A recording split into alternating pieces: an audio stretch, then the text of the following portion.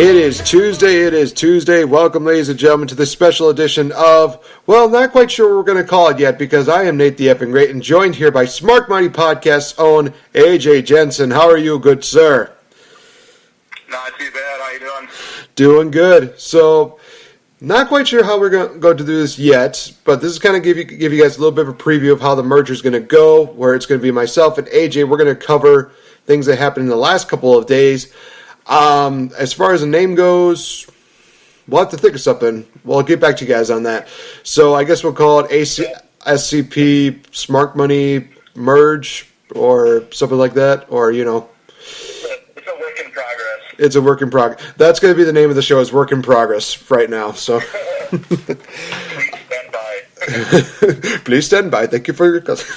All right, guys. So we're going to be talking about Monday Night Raw as well as SmackDown. But before we get into that, got to give a shout out to the sponsors who made this possible: AJsBelts.com, ProWrestlingCrate.com, as well as SatchelPodcastPlayer.com for the smartphone and Android phones. Thank you guys so much for your contributions, and thank you much for your support. All right, so let's get right into it. Monday Night Raw. I've only got like two major things that I got out of that. Mainly, I think the first one being that we have a new United States champion, making it great again, man, in Mr. Chris Jericho.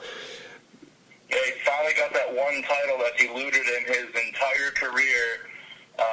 That pretty much puts the bow on his career, making him definitely a certified Hall of Famer.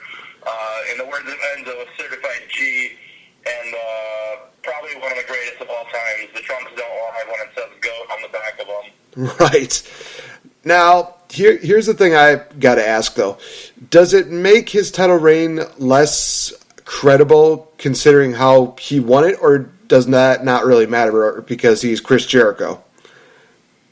It's Chris Jericho. I mean, look at the history and how he's won some of those titles. And he is working a heel gimmick right now, so, I mean, you win however you can when you're doing it that way, and I don't think it discredits him in any way, shape, or form, because it's freaking Chris Jericho. Yeah, that is true. I thought that originally they were going to make it like a triple threat match, and I guess how they did it was they ended up making it a handicap match, so it's just kind of like, okay, I guess I can understand that. Why it went about, I'm guessing because maybe Triple H got in Stephanie's ear and said, hey, you know, honey, this would be a really great match for Monday Night Raw. Let's try to screw Roman Reigns out of the U.S. title. And, God, I don't know how he does that all the time. Jeez, I'm losing my voice now. Holy crap. The one thing that bothers me about it now is I was certain that Kevin Owens was going to leave the Royal Rumble still Universal Champion, because I did not see I did not see Roman Reigns having two titles. Mm-hmm. But now that he's lost that, it's really making me wonder if he's going to beat KO at the Rumble. I certainly hope not, because I am still banking on the hope of Finn Balor being a surprise entrant in the Royal Rumble, winning, and him and Kevin Owens going at Mania. Well, I was actually saying that best two people probably to win the Royal Rumble this year, in my opinion, would be Finn Balor, as you said, or Sami Zayn, because I have like two different scenarios going through my head, and that being, if Finn Balor wins, he would actually make the jump to SmackDown to challenge AJ Styles for the title, or have Sami Zayn win, and then have him challenge Kevin Owens, and then you could still mix in Finn Balor, because like a lot of people have said, he never really lost the title. And plus, you would have three internet darling sweethearts on the independent scene. It's Prince Devitt versus Kevin Steen versus El Generico. Yeah, I think I'd be very happy with that event, or that matchup. Just yeah, especially because from what I've read, Vince McMahon is very, very aware on how well Wrestle Kingdom 11 from New Japan was last week, and he wants to try and mimic that for WrestleMania this year. There's only a few ways that that's going to happen. Right. And, there's a couple scenarios I have in my head with possibly Samoa Joe coming out coming up to the main roster this year before Mania, maybe getting a good match. Like I said, Finn Balor being a surprise entrant in the Rumble, winning that. I never thought about him cross-branding shows and going against AJ Styles, but I think WWE, if there's two guys that you are going to put at WrestleMania that you have any type of chance of beating or even coming close to what the Kenny Omega match was at Wrestle Kingdom 10 or 11, it would be AJ Styles versus Finn Balor. Agreed. The two former leaders of the Bullet Club. That would be a good one. Shinsuke Nakamura, I don't know what's up with him. I think he's still NXT champion. I was wondering if he was going to come up soon, but it's now looking more like Joe is going to be coming up before him. But my money would be on Balor, and I don't know what they would do if they had Reigns with the title, because I think that would just... If you're going to try to draw Wrestle Kingdom 11 numbers, you're not going to do it with fucking boring Reigns. Yeah, no. I think that as far as WrestleMania goes, he can still be in like a big time matchup, but I think he definitely needs to stay away from the title picture at least for a little while longer. And I do agree. I will give my prediction on that. I don't think I see Roman Reigns walking away with the Universal Championship at Royal Rumble. I can see him coming very close. I see maybe Jericho getting involved somehow, even though he'll be locked inside of a cage above the ring. But I don't see Reigns coming out victorious. But we'll get into that more when we have our big panel discussion with Smark Money and Squared Circle podcast on the Royal Rumble in a few weeks. But the other big thing... Were you just referring to the cage of Jericho? Lock it in, man.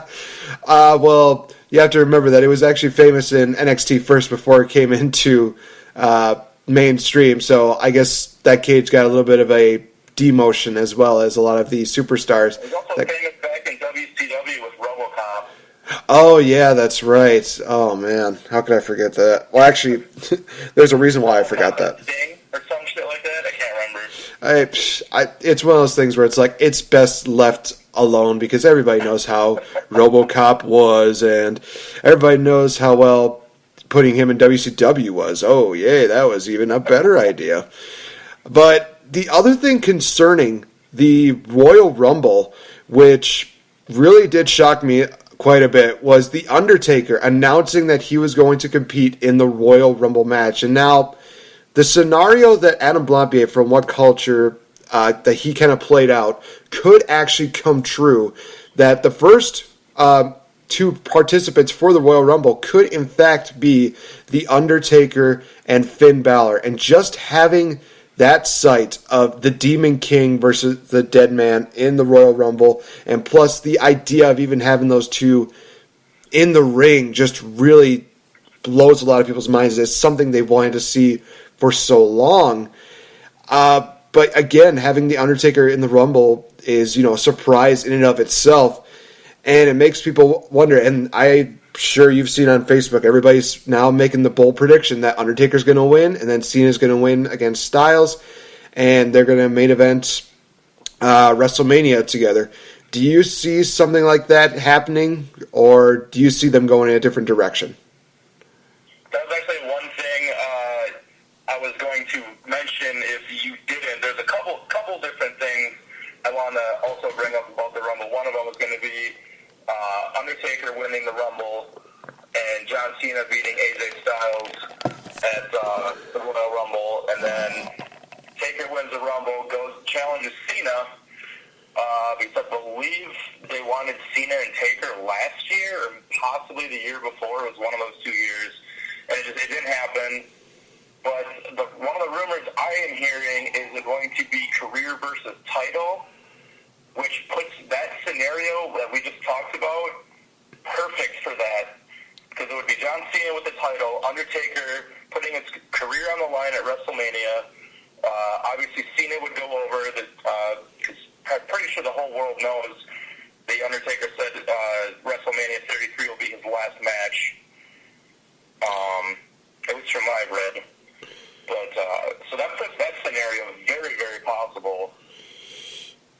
Another thing I wanted to bring up, like you kind of touched on it earlier, was Sami Zayn. I was reading towards the end of last year that Sami Zayn is supposed to be getting a very, very big push this year.